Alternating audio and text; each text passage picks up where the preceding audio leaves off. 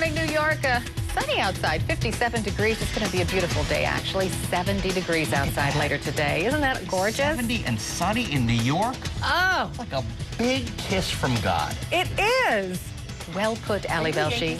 Yes. Stop that. And the fact that they won last night and are going into Game 5 is also like a big kiss from God.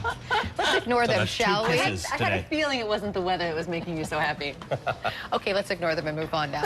At first glance, many did not take the Wall Street protesters seriously. I mean, the movement started out as a bunch of fun-focused, unemployed college kids. In fact, here's how comedian Jon Stewart summarized it.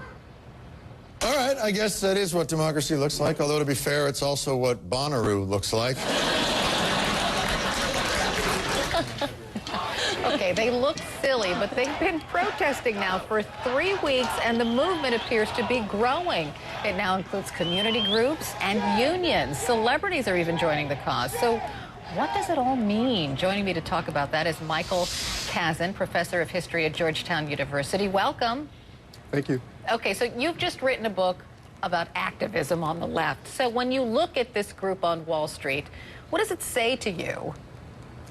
It says there's a lot of people angry in this country about the damage that banks and investment houses have done to the economy. And this is the first attempt by progressives, really, to generate grassroots mobilization, grassroots discontent, to yell and express that unhappiness. Well, it wasn't so long ago that the Tea Party was formed, and everybody said that was a grassroots organization. And you remember how people dressed in revolutionary costumes. Some people brought weapons to political events, and everybody was saying, oh, these are just a bunch of crazy people. But it turned out to be a very powerful political force. So can you compare the two groups at all? Well, the difference with the Tea Party, I think, and these Wall Street protests, the Tea Party really from the first was well connected to Republican Party circles, to conservative business people like the Koch brothers. Remember, one of the first Tea Party groups was Freedom Works, which was run by Dick Armey, who was a former House Majority Leader. So the Tea Party was already connected, I think, into the Republican Party almost from the beginning, whereas these Occupy Wall Street folks are contemptuous for the most part of both political parties, though obviously they're much closer to liberal Democrats than to conservative Republicans. So this in many ways is a true grassroots or perhaps pavement side movement, which is trying to pick up. Yeah, I'm sorry. So the big difference here, I mean, with the Tea Party is it had money backing it, and it had a political force backing it as well, because even though the Tea Party doesn't like government so much, it knew it had to use government to evoke change. Right. This group needs that big money backer, which could come, we don't know. What does it say to you that the unions, at least the local unions here in New York, are joining the cause? Might that be a sign that groups with money are starting to back these protesters? Maybe. If you have a lot of numbers, you don't need quite as much money. And unions have actually been demonstrating on Wall Street since 2009, since the IG bailouts, which probably people out there remember. But they weren't getting much attention because unions, you don't think of unions having demonstrations in the same way you think of young people like this having demonstrations. So what it shows, I think, is that there's a lot of pent-up energy within working-class America, as there is within sort of young college-age America, for doing something about the economy and trying to regulate Wall Street.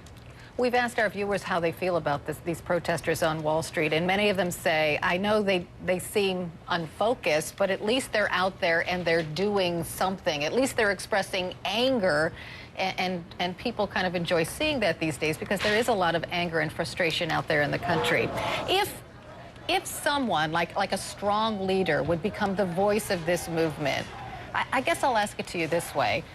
Who would that strong voice be who could focus these protesters and turn it into a real, powerful movement? I'm not sure. No particular leader has emerged, but then there's no one leader of the Tea Party movement either. What you really need for this movement to grow, I think, is a much stronger sense of what they want, what kind of changes they want, whether they want more regulation of corporations, whether they want unions to have an easier time organizing, this kind of thing. Right now, what comes out to folks, what comes out in your reporting as well, is this sense of tremendous unhappiness with what's going on. And that's shared very widely. So I'm not sure they need leaders so much as they need more coherence, more clarity about what their demands are and where they want to go. Michael Kazin, thanks so much, from Georgetown University. Michael's the author of American Dreamers, How the Left Changed a Nation. We appreciate it. Well said. That was a good conversation, because as he points out, the Tea Party, we haven't got that obvious leader. You've got a leader in Congress, and you've got a leader of various groups, and the Tea Party Express, but there is remarkable cohesion in their message. Because they have one message, right? They're focused, and I guess... Yeah, we could probably do more than one. We could probably go to 3, maybe even 5. But right now, Alison Kosik was saying last time she was there were about 50. Right. You know, there was 4-day work week, anti-corporatists, anti-banks.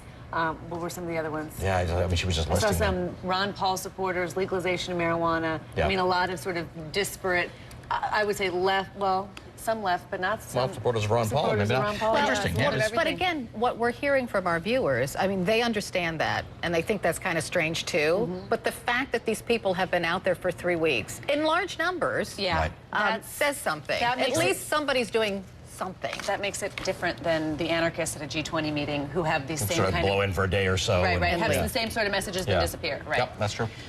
All right, good.